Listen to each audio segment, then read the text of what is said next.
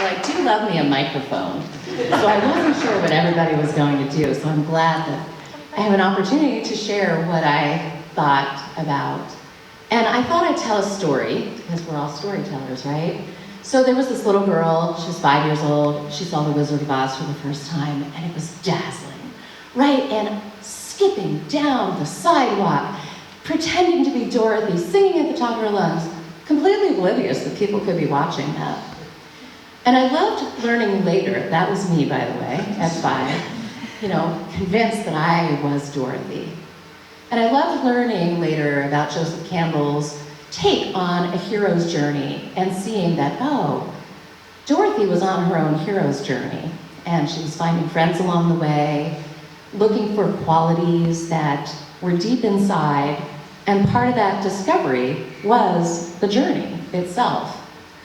So, fast forward many, many years, and I am plopped down, much like Dorothy's spinning house in The Wizard of Oz is dropped into Munchkin Land and it's vibrant technicolor. I am dropped into Fawn and Four Diamonds, and I have the privilege of being the executive director.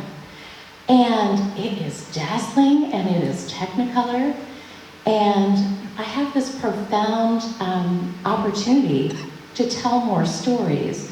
And there's a story that was written by Christopher Millard, who is the inspiration for Four Diamonds, where he is also on a hero's journey, looking for qualities, he called them diamonds, and there were 4 of them, courage, wisdom, honesty, and strength, that he thought were important to find in order to be successful in his cancer fight.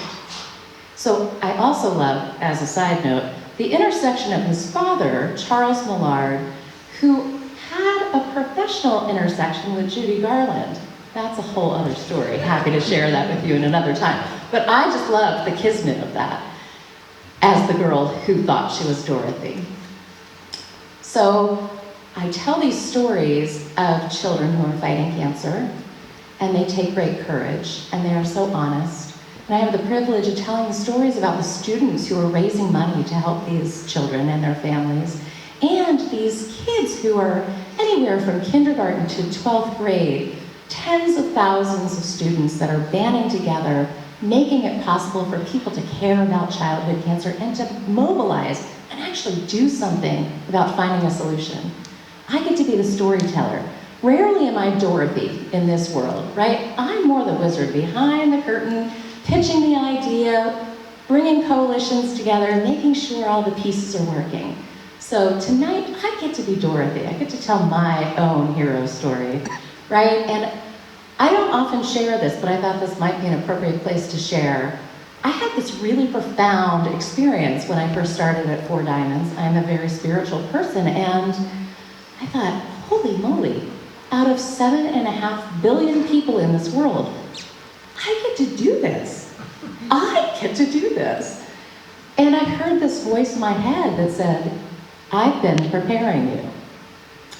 And similar to what you said, a dream is only that dream. You need the opportunity. You also need the hard work. You need the lessons that were easy, maybe, and the lessons that were really hard. And as I had that moment, I realized, oh, it's almost as somebody had pulled a string and all of these disparate pieces of my career went click, all into place like dominoes. And I saw my own yellow brick road that had led me to where I was. And I realized that we all have our very own yellow brick road. And we all find characters along the way, hopefully that are supporting us, teaching us, pushing us to continue to learn. Some of my characters are here tonight who've encouraged me to continue to look beyond that rainbow, whether it's 50 states travel or whether it's what I'm learning in my own backyard. Whether it's the encouragement that I should be able to fly like that happy little bluebird and look beyond the rainbow and know there's a safe nest to come home to. But taking all of the things that I get to learn, I have to thank Penn State for the preparation. I have to thank this alumni board for the selection, for this honor. I get to thank my fellow honorees for their own hero journeys that they've shared with us this evening that forced me to continue to learn, continue to dream.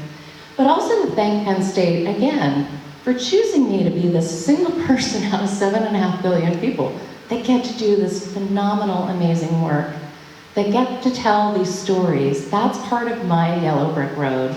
It's part of my own hero journey and the hard things that I've learned along the way and continue to learn along the way. And I thank Penn State because I still see beyond that rainbow, right? I am still looking beyond that rainbow, and I can see around that corner, and I can see Penn State has this great opportunity to take an even bigger step forward. And I'm dreaming, continuing to dream, of that day when childhood cancer is cured, and Penn State has been the leader in making that happen. With Thon, with Vinnie Thon, with Four Diamonds, with all of you. So I thank you for the opportunity to tell you a little bit about my hero journey, which is often behind the curtain, behind the scenes, putting everybody else in the front. Thank you for letting me be the star here for a minute today, and to reinforce to me, dreams do come true. Thank you.